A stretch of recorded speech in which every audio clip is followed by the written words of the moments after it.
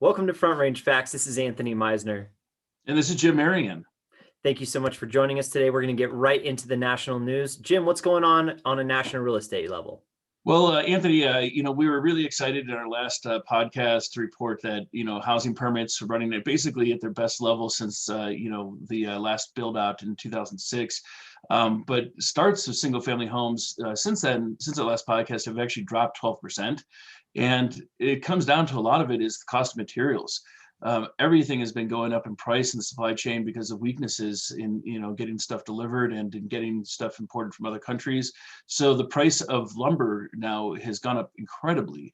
It is now over $1,000 for 1,000 board feet, which has been double from 3 months ago. So that's kind of like we're seeing a lot of constraints in a lot of other areas in this market because of just limited supply, and the building costs are now starting to weigh down in the market as well. The number of single family homes permitted but not started has jumped up to almost 10% in December, and that was 28% higher than a year ago. But they're not started yet. They're permitted and they're being delayed in starting because those material costs are kind of eating away at that growth curve.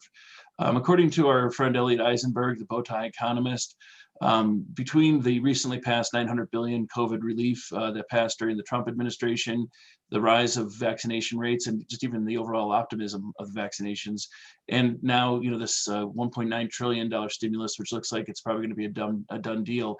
It means that GDP growth for this year is now going to be 5%, which is on fire. So it's pretty hot, and it's going to create a record-breaking 4.5 million jobs. They expect we're not going to be at the record level of jobs that we were before the pandemic. We still have a ways to go to get out of it. So we're probably going to be back at by end of 2022 or so, back at job level. But it's all very positive news. It's going to help us get out of this pit quite a bit quicker.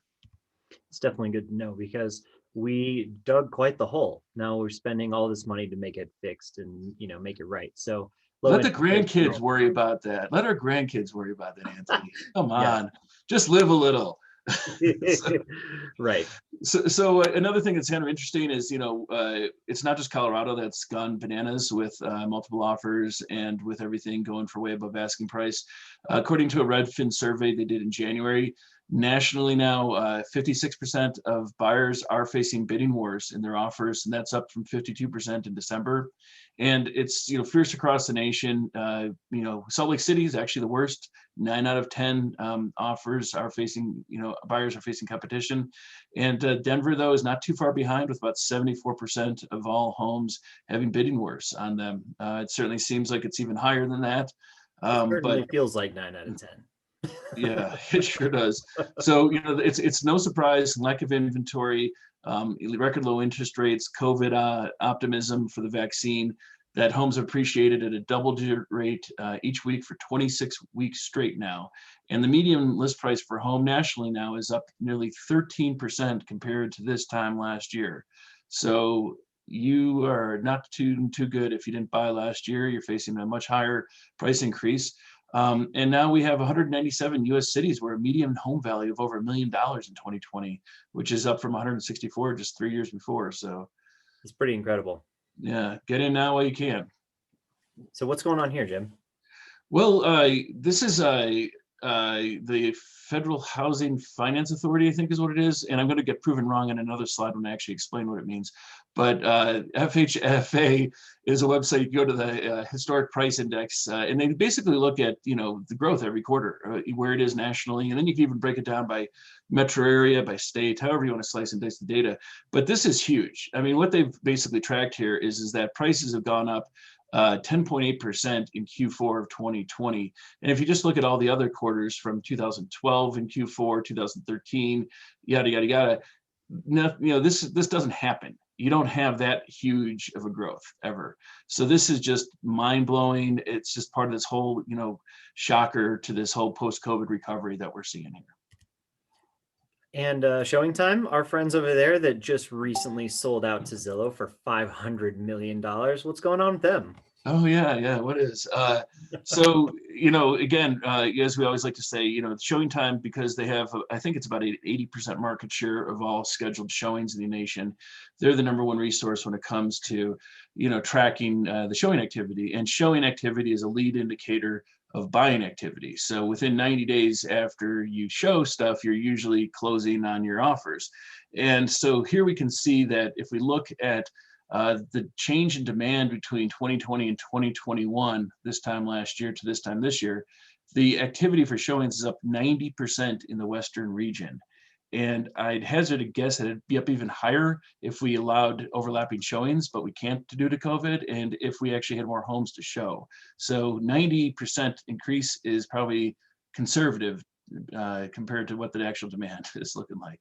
Absolutely. I mean, this constricting demand from our circumstances has been just stressful to say the least. Yeah. Well, I'm Anthony Meisner with Land Title, and we just want to do our shameless plug. So I'm always here for you guys as a resource. If you want to know more about the podcast or connect with us in any way regarding the market, you can always reach me on my cell phone at 303-968-9868 or at ameisner@ltgc.com. And I'm Jim Merrion. I'm a realtor here at Coldwell Banker, and my phone number is 303-548-0243. And you can always email me as well at jim@ourcoloradohomes.com. And we do offer this podcast every month. Feel free to reach out to us at frontrangefacts@gmail.com as well if you'd like to reach us both at the same time. And we'd always be happy to share our slide deck with you if you have any interest. Don't forget to check out other podcasts at getrealwithblockchain.com or anywhere that you get your podcasts under Get Real with Blockchain.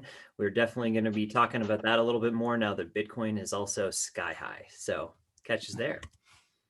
Let's take a look at the showing time COVID-19 real estate showing index. So what this is really telling us is it's telling us how much are showings up versus last year or versus January at the beginning. So basically it's a 7-day moving average. Just kind of works to show us just how much the market has shifted. So we've got this year in orange here. And what that really is telling us is just the showing activity is even more than it was at this time last year, right? So the idea being on this chart was really to show us like where the valley was, how we basically got real estate completely shut down during the shutdown of COVID and what the recovery looked like.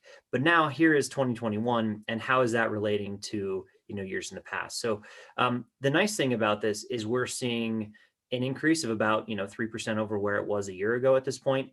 But the real concern is the fact that there's just no inventory on the market. So you have all these showings taking place with just nothing to purchase. So, take this with a grain of salt. It's worth showing. It's worth kind of paying attention to, but I don't think it accurately is representing much, just like we talked about in the last showing time slide, because there just isn't anything by.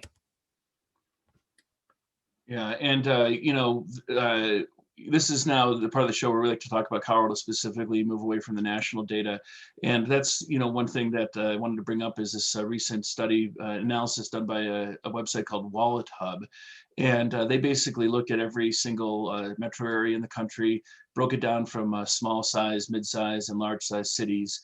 And determined, hey, what are the fastest growing metro areas in the country? And we really, you know, killed it with a lot of these rankings. So, for example, in large size cities, we really only have a few in the state. Denver being number one, it was the 5th fastest growing city nationally in 2020, and then followed closely by Aurora. And then Colorado Springs, Aurora is actually number 8. I didn't put it on the slide, but it's number 8. And then Colorado Springs came in at 25th on the schedule. So very strong growth for all 3 of our large cities. And then just to give some highlights for the mid-size, we had Greeley ranked as number 30 for mid-sized city growth. So that was the fastest growing mid-sized city in the state. And then nearby Fort Collins was at 37. Then moving down to Lakewood, it was 46. Thornton was 67. Then going over to Lake Centennial at 93. Boulder ranked 139th on that. And then our friends in the South and Pueblo ranked 146th out of the mid-sized cities. And then in small cities, we had places like Loveland come in at 19th for growth, which is freaking great. Loveland at 23, and then Highlands Ranch finished it off at 154 on the list. So Yeah, I don't pretty really solid think this should surprise anyone either, just as fast as the entire Front Range is growing, right? Of course, every single city pretty much on the Front Range just made the list. So no surprise to anyone. The fact that Boulder has grown at all and is on this list is kind of shocking to me. I'm surprised. I really am. Because for those folks at home that don't know this, Boulder has a goal of only a 1% population increase per year, but they've never done better than 0.5%. So Yeah. Hilarious. Another big thing with the FHFA tracks is just the appreciation in marketplaces. And Colorado is number one in the entire nation for state with a 437% increase since 1991 in home values. So we win. congratulations, homeowners. You made a killing since 1991. The only problem is it's getting slightly unaffordable in Colorado because this number doesn't seem to be slowing down. The only other state that's even close is Utah at 414%. No one else is even over 400%. And what was your trivia question for me? What is the lowest appreciating state since 1991? Yeah, so we'll wait till all the people call in from home to answer that. But no, Connecticut was the lowest ranked out of all of them at 100.8% appreciation since 1991 on the list, which we both found rather surprising. Yeah, congratulations, transplants, for coming to Colorado. You made a very good financial decision. Yeah, the Connecticut transplants may not be able to afford Colorado homes, though. Not anymore. Yeah, maybe in 91. So, we had in 2020, we had 7.5% more homes closed than we did in 2019, with an average sale price increase of 8% up to now average sale price of $525,000. I would hazard to guess we probably would have sold even more if it hadn't been for the lack of inventory that we started to experience last year, and just obviously the problems with the COVID showings as well. And we saw the average days in the MLS drop from 13 days back in 2019 to 7 days in 2020. So again, just shortened up the time on market quite a bit. Everything was moving very quickly, and that stat probably would be even lower if we hadn't had that 6 weeks essentially of not really being able to show too much stuff in person. Absolutely. One of the things that Jim definitely wanted us to talk about today was just what is going on with interest rates and why this buyer demand is actually as high as it is. Because even though people are so stressed out and it's so tough to get buyers under contract, and you have, just so many people looking at very few homes, there's a good reason for it. And the financial incentives of operating in this 2.75 or 3% interest rate market that we're in are huge. If you look at 2 years ago, we were at 4.5%. Your payment is effectively $400 a month less on a 500,000 home today than it was then. And you have an additional $120,000 worth of buying power. It's fantastic. The fact that you can buy so much for your money right now is really fueling most of the buyer demand. Outside of the fact that, during COVID, there's not a lot to spend your money on. You need a bigger house because everyone's cooped up inside, and all the obvious stuff. But this alone is the financial incentive and the reason that people are able to actually go act on those needs. And since the Fed has basically stated that they're really not touching interest rates for the most part until at least through 2023, these lower interest rates are going to continue to fuel this fire that we're seeing on the market. And I mean, the fact that you can have what we already knew is record low interest rates of 4.5%. Everybody was super psyched when it was 4.5%. Now to be able to buy an extra $120,000 in a home is part of the reason why all these property values are going up by 100K or so when you make these offers in competitive situations. It's not unusual to see a 6-figure increase over the list price, and this is part of that explanation for why money's cheap. Money's cheap, right? So you might as well borrow it, because what's actually effective to you, the individual, is your payment, not actually how much money you owe on your house. Yeah. So that is definitely what's going on. If you look at the state as a whole by single family homes, there's some really interesting stuff going on here. And I think there's a few things that are worth mentioning more so than anything else. The actives and the under contracts and the pendings are still up another 6%, right? So that's just in 1 month, last month, or January versus January. So it's year over year, right? And that 6% increase in homes is it's really good, especially being the fact that this is the slowest month of the year. January is always like the slowest the market's going to get. So as you're seeing under contracts take place and kind of fuel that, it really kind of gives us an idea of where the market's going. Now, the biggest concern why that can't continue at a rate much, much higher than it has been in years past is because we're down to 0.7 months of inventory in the state of Colorado for detached single family homes, which we will find out here in a little bit. It can get a whole lot less than that. But Balanced market is somewhere between 4 and 6 months. So that's creating some huge concerns. That's down 60% in supply, right? And if we go over to the townhouse condo market, it's a little better. There's a lot of demand. And so there's a lot of under contracts, up 18% in the state of Colorado. Only concern is the fact that inventory is 0.9, which is a little bit better than 0.7. Yeah. So there's definitely inventory to buy and attach. And I think it's something that if you're out there shopping right now, it is definitely worth looking at attached units, even if they're at the same price range, because even though they may not be the perfect home, at least you're not going to be fighting with, 40 other people to buy the same house. You might be fighting with 4 or 10. Yeah, and I mean, the median sale price going up 11%. We're in just the really beginning of a hockey stick here. So I expect, as we report further on in the year, we're going to continue to see that median sale price go up and up and up. It's inevitable in some ways. It is inevitable. And that's just for the state of Colorado. Once we get to some of these submarkets, you'll see really where it's desirable and where things are going. Don't forget, I'm Anthony Meisner with Land Title, and I'm here to help you out if you need anything at all with the market stats in Colorado. If you have any questions, my cell phone number is 303-968-9868, or you can email me at ameisner@ltgc.com. And Anthony's too modest to admit it, but he loves to be called at 3 a.m., especially on that number. So reach out. I'm Jim Merrion, Realtor here at Coldwell Banker, and my phone number is 303-548-0243, and my email address is jim@ourcoloradohomes.com. All right, so they're going to break it down by submarket across Colorado. There's a few things that are worth talking about. This is from the South Metro Denver Association of Realtors, and they have put things into some perspectives that we don't look at on most of our slides and most of our data. They put down the median days in the MLS, and they put down some median prices. Jim, what's going on here? Huge drop. I mean, the median days in the MLS is basically down by 19 days. So that's a pretty solid number.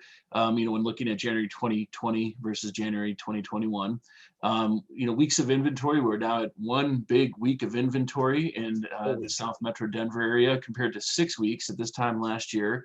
So basically, when those homes go on the market, they are selling that same week, and then we have to get new supply. So if you're finding yourself on the market, 4-8 weeks, on the market, you are doing something wrong.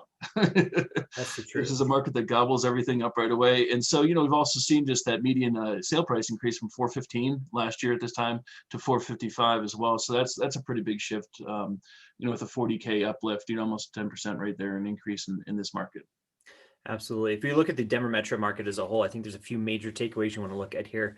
We are at unprecedentedly low inventory levels, and we keep saying this, but it is the point where there's only 2,000 active listings in all of Denver metro, which is just astronomically low. And it's creating just this perfect storm for huge price appreciations, bidding wars. And, it's like 50% less than it was last year. So since the city has been, 20, 30 years younger, we haven't seen inventory levels that low, even with millions less people than we have now. So, and to give people a little bit more perspective, as a reminder, back in 2007, I think it was when we hit our peak for number of listings in the market, and that was at 28,233, I believe. So here we are at a tenth of that amount, and we've gained a million more people along the front range or so, in that time. So it's brutal. It's brutal with the inventory levels. It is brutal. And speaking of inventory levels, here's the supply of inventory. A balanced market being at that 4 to 6 month range, let's call it 4 months just to be conservative. We're at 0.4. So we're 10x less than that balance. And that's why we're experiencing this. Perfectly PR. healthy. And it gets even worse in some of the counties like Jefferson, Douglas, Broomfield, Arapahoe, Adams. Basically everywhere except Denver and Elbert are even lower than 0.4. So you might be in some of these counties, you might be 20x less than balance. And that's just something we haven't seen before. And Anthony, usually like December is a pretty awful month for inventory, and to see that January is 10% less than December was with inventory, it is not good. And of course, then the 54% year over year change, it's a shocker there. It's tough. It is. And we're going to see ourselves climb out of the inventory situation somewhat this year. But the problem is buyer demand, which we're going to measure in this slide, is going to continue to increase exponentially with the amount of supply coming on the market. So as you can see here, January is usually the highest days in MLS, which means this is the least amount of buyer demand in perspective to the number of listings. So we're in for an interesting ride, because from here, it's just going to continue to decline, which means more buyer activity, more buyers coming on the market. Even though we're getting more supply, we're going to have a lot more people shopping and looking for homes. So expect us to set some records for the lowest days in MLS we've ever seen in 2021. I mean, that's just the reality of it. We have low interest rates fueling this. We have high buyer demand. We have tons of people moving to Colorado. And here we all are, kind of left with no inventory because we can't build enough, and we definitely can't just magically create supply when it comes to homes. So it is interesting to see, if you look at it by submarket, some places like Broomfield and Adams County at 20 days in the MLS is creating just, slight problems for those markets, but record appreciation because of it, right? Because what happens when there's nothing to buy? People really start bidding over these houses, and you see these bidding wars take place. Now, let's take a look at this real quick. Don't want to spend too much time in the metro area, but it is really worth noting just kind of the composition of the market and what's taking place. If you're looking at homes, in the upper price points, in the luxury price points, $1 million, $2 million, $3 million homes, there is a decent amount of supply. And so I think this is kind of pushing some of the averages up because there are so many sales taking place in those higher price points. The biggest concern is when you look under 800,000 and you have a lot of inventory coming on the market, it would seem, but we're selling 1 or 2 or 3 times the amount of inventory we have on the market at any given time every single month. So these homes are just turning over faster than we've ever seen before. And we would have so many more sales if there was anything to purchase. But because of that, people are constantly getting pushed up into the higher price points, and they're constantly pushing their maximum price, which is slightly concerning, right? I mean, we've seen this happen before. Just to put it in perspective, we talked about the metro market as a whole at 0.4 months of inventory. In those median buyers, call it 600,000, call it 400,000, 500,000.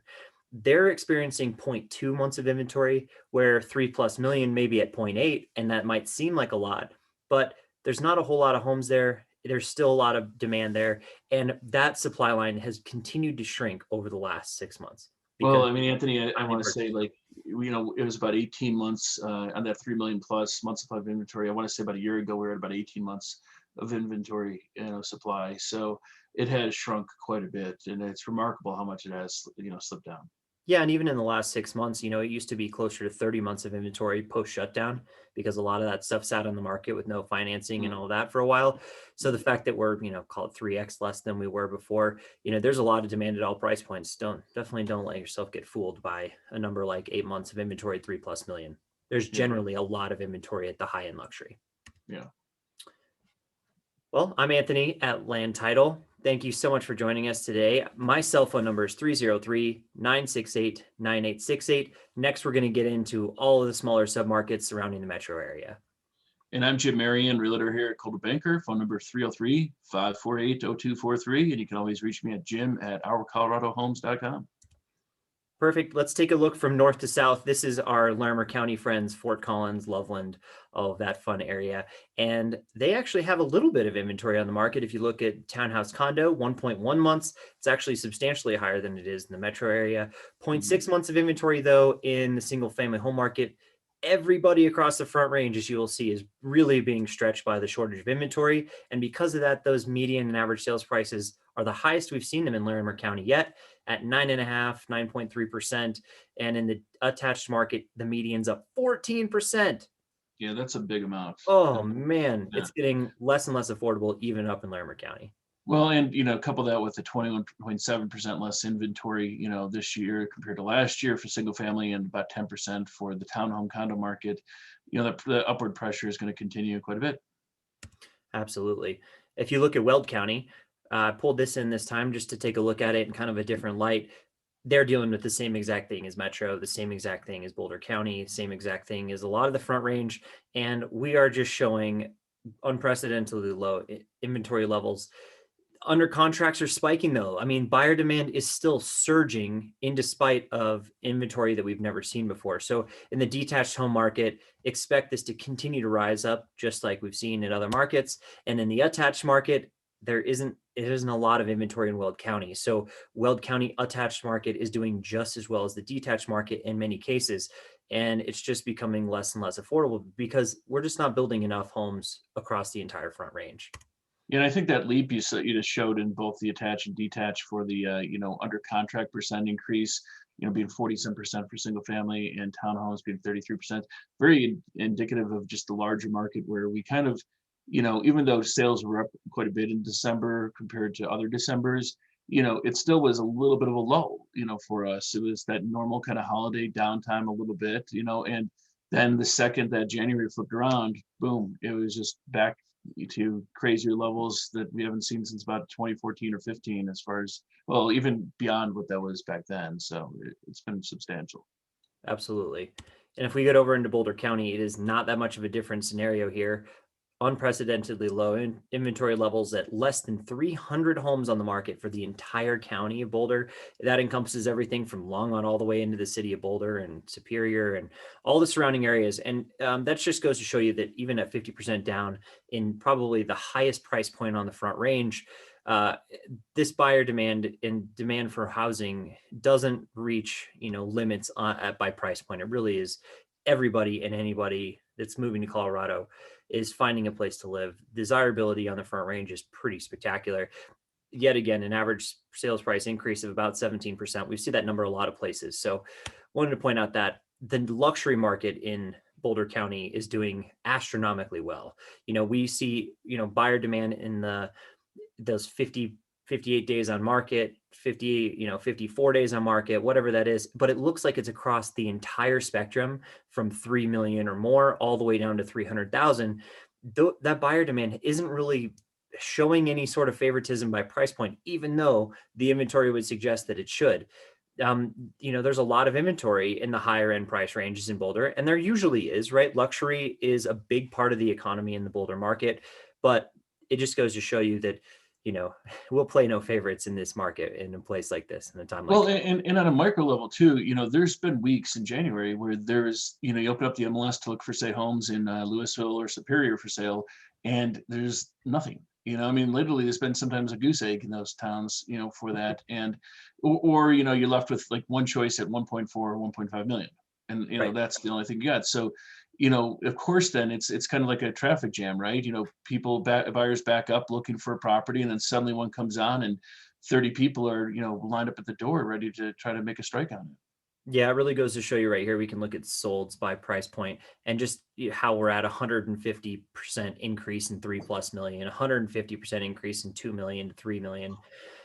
These numbers are unprecedented. And the reason that you're seeing sold numbers drop in that under 800,000 range is just that there's nothing to purchase, right? They're turning over so quickly that, like you said, it's just a huge bottleneck and everyone's kind of just waiting in line and waiting their turn and paying as much money as they can to try to get into a home right now, because we will see this. We'll see double-digit appreciation this year unless something completely strange changes, right? Interest rates are low. Like a pandemic. If we just magically pop out of it, they might increase faster. Yeah. Unreal. If we go down south into El Paso County with our friends in Colorado Springs, we love to look at this marketplace because it just shows us that things can get more extreme than they are up north or even in the metro area, where 0.4 months supply of inventory in attached or detached.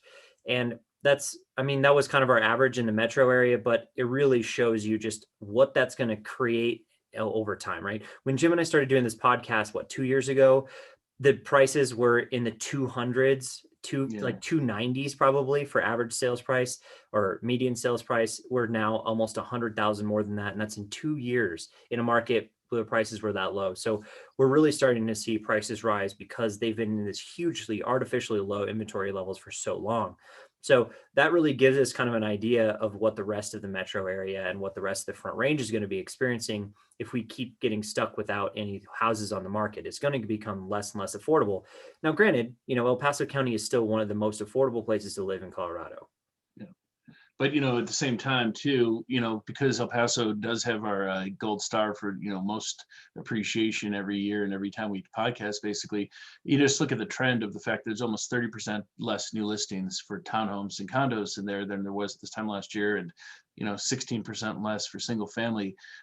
that's just indicative of the fact that now prices are going to continue to be extraordinarily strong. It's not like there's, hey, prices have already gone up as high as they're going to go in the springs. Nope, it's there for the long haul. It's endemic. It's going to continue, at least sometime into 2022 at the very least. Absolutely. Yeah, we're not going to see this slow down anytime soon. Well, thank you for joining us today. That wraps up our podcast. I'm Anthony with Land Title. Thank you so much for coming. You can always reach out to me on my cell phone at 303-968-9868 or at ameisner@ltgc.com. And I'm Jim Merrion, Realtor here at Coldwell Banker. Feel free to give me a call. I'm always at 303-548-0243. And you can reach me by email at jim@ourcoloradohomes.com. Have a great day. Take care.